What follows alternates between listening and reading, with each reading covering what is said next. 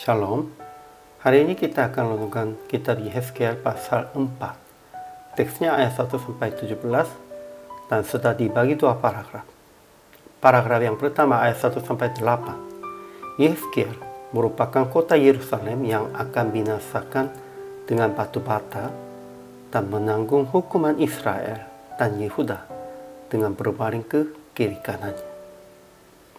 Paragraf yang kedua, ayat 9-17, Yehezkiel memberitakan tentang kekurangan makanan dan minuman dengan memakan roti sesuai dengan perintah Allah.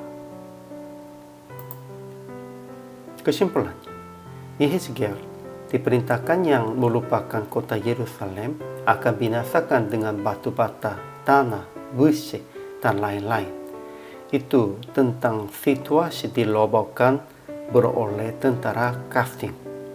Kemudian Yehezkiel harus berbaling ke kiri selama 390 hari akan menanggungkan hukuman kaum Israel, dan juga berbaling ke kanan selama 40 hari untuk menanggung hukuman Yehuda. Selama itu Yehezkiel akan bernubuat melawan kota Yerusalem dan akan masak roti dengan gandum, jelai, kacang merah kecil, jawan, sambil membakar di atas kotoran manusia. Itu melambangkan akan kaum Israel makan roti yang najis. Tetapi Nabi memohon yang tidak menajiskan diri dengan roti itu, dan Tuhan izinkan memakai kotoran lembutnya.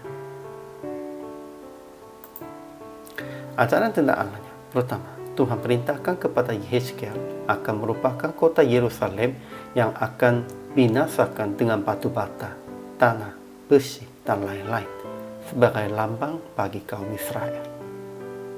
Kedua, Tuhan perintahkan kepada Yehezkiel akan berbaling ke kiri selama 390 hari dan ke kanan selama 40 hari untuk menanggung hukuman Israel dan Yehuda. Ketiga, Tuhan perintahkan kepada Yehezkiel akan makan roti jelek sambil membakar di atas kotoran manusia, supaya bernubuat akan kaum Israel makan roti yang najis dan akan datang kelaparan atas mereka. Ajaran tentang manusianya. Pertama, Yehezkiel merupakan kota Yerusalem dengan batu bata. Dia berbaring ke kiri selama 390 hari dan ke kanan selama 40 hari sambil diikat dengan tali. Juga dia makan roti jelek sambil membakar di atas kotoran manusia sesuai dengan perintah Tuhan, sekalipun tidak pernah dinajiskan dengan makan apapun. Kedua, orang Israel akan dibuang ke tengah-tengah bangsa-bangsa. Mereka akan memasak rotinya najis di sana. Jadi aplikasi hari ini, pertama, taat perintah Tuhan sebagai penjaga jemaatnya sekalipun sulit, kotor, dan malu.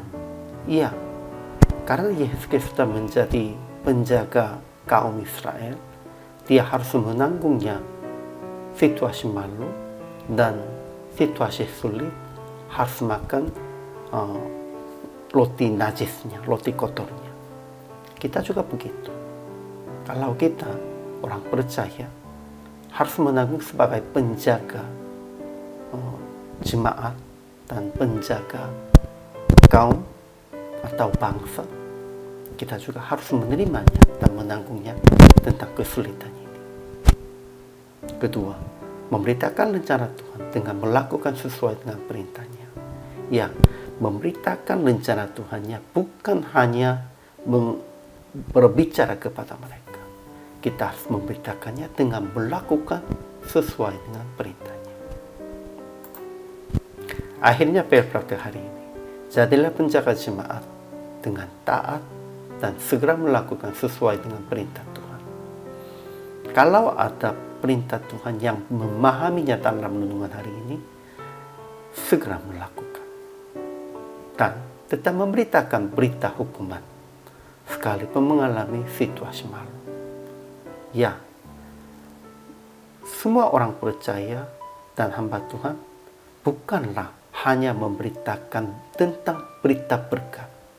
Kita juga harus memberitakan berita hukuman juga.